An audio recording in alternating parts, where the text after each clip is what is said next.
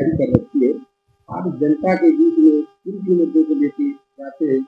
जैसे बिठूर विधानसभा में कमल बोर्ड जो है वो बीजेपी को वोट देता है, तो आप किन किन मुद्दों को लेके जाएंगे? देखिए, सबसे बड़ा मुद्दा तो जनता का, वो कोई भी जात पात धर्म का हो, ये ग्रामीण क्षेत्र ज्यादा है इस विधानसभा में, तो सब किसान है, चाहे वो दलित हो, चाहे वो सवर्ण हो, चाहे वो अल्पसंख्यक हो, और यहाँ तक कि जो आधी आबादी है वो अभी भी कृषि पर निर्भर है, और पशुओं पे थोड़ा सा पशुपालन का भी काम ठीक है यहाँ पे। तो इस क्षेत्र में देखिए, जब हम लोग जाते हैं तो आज किसान जो है वो किसी जात पात धर्म का हो, वह पीड़ित है, वह ऐसा पीड़ित है। देखिए, समय पे ना तो पानी मिलता है, ना समय पे खाद मिल रही है। खाद की स्थिति ये है तो वहां बिल्कुल मारम मार मची है, खाद तो है ही नहीं, और ब्लैक मार्केटिंग चल रही खाद की खूब। तो भारतीय जनता पार्टी खाद और पानी देने में किसान को पूरी तरीके से विफल है। तो सबसे बड़ा मुद्दा तो यही है, इनसे किसान रुष्ट है।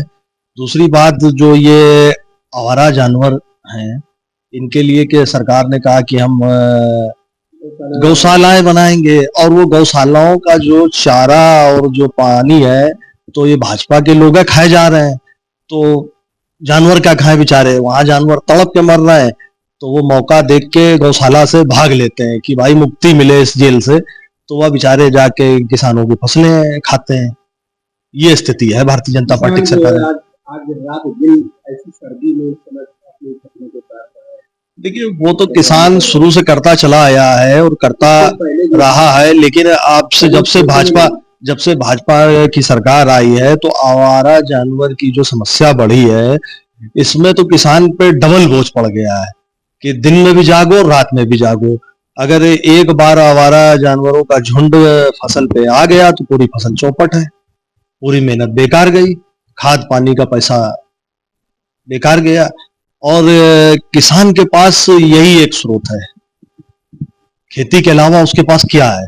बेटा है तो नौकरी नहीं है, बेटी है तो शादी के लिए पैसा नहीं है, कहां से लाए?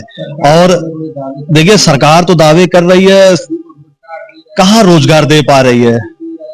कहीं सब विफल है, सब झूठ है इनका। राशन का जो रहा है कि राशन के नाम पर ये वोट लेने के लिए जो राशन मिल रहा है, कि उस राशन से जनता खुश नहीं है। भाई, सरकार दे रही कि आपको हम इतना राशन दे रहे हैं, आप हमको वोट देते रहो, लेकिन आप हमसे रोजगार ना मांगो, आप हमसे शिक्षा ना मांगो, आप हमसे अपना इलाज ना मांगो, बस आप ये राशन खाओ, आप जियो या मरो।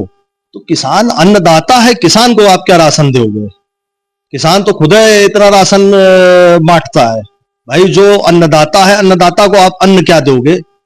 अन्नदाता तो पूरे देश को पाल रहा है।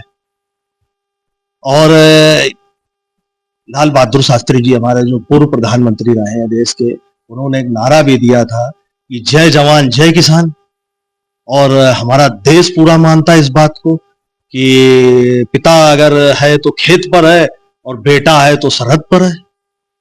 तो किसान का ही बेटा सरहद पे जाता है। किसी उद्योगपति का बेटा तो कहीं सुना है कि अंबानी का बेटा गया लड़ने पाकिस्तान से, सरहद पे पाकिस्तान से लड़ने या कहीं लड़ने गया हो, वो तो सब मजा कर रहे हैं। किसानों का कर्ज नहीं माफ करती है सरकारें, जो भाजपा की सरकार है इसमें किसानों का कर्जा कहाँ माफ हुआ है? कितना माफ हुआ है बताए कोई? और उद्योगपतियों का लाखों करोड़ों रुपया सरकार ने माफ कर दिया।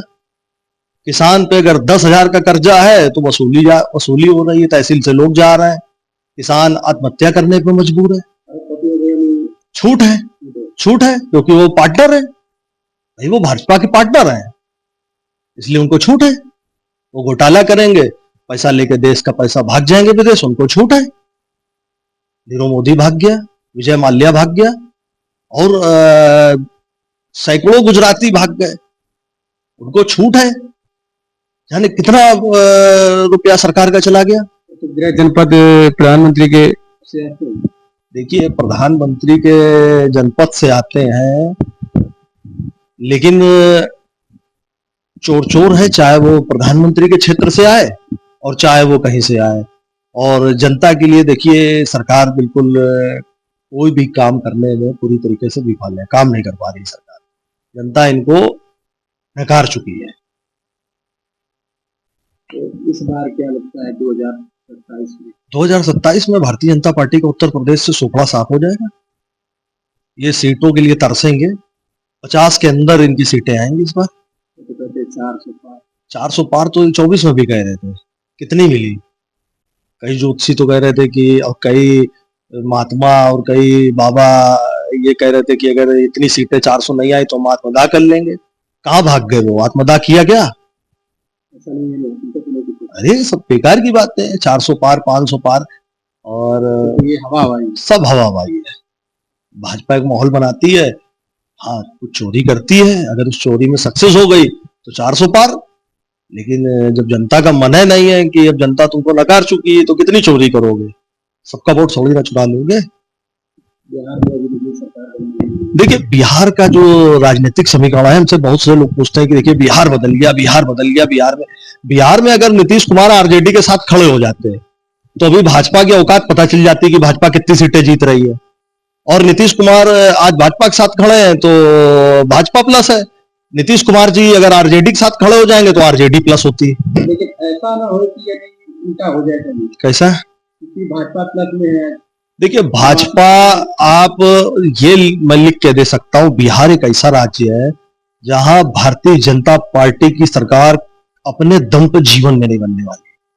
ये तो मरोड़ के भले कुछ साल 2 साल के लिए अपना मुख्यमंत्री बना ले, लेकिन बहुमत से इनको बहुमत कभी नहीं मिलेगा बिहार के अंदर। मैं ये दावा करता हूं, ये रहेंगे किसी न किसी के पीछे, चाहे ये रामविलास पासवान जी की पार्टी के पीछे हो, चले उनके बेटे को सीएम बना दें, या नीतीश कुमार जी के तो पीछे है ही खैर, लेकिन खुद का इनका सीएम जीवन में नहीं बन सकता, ये गारंटी है बिहार से। तो ऐसा मतलब देख रहे हैं आप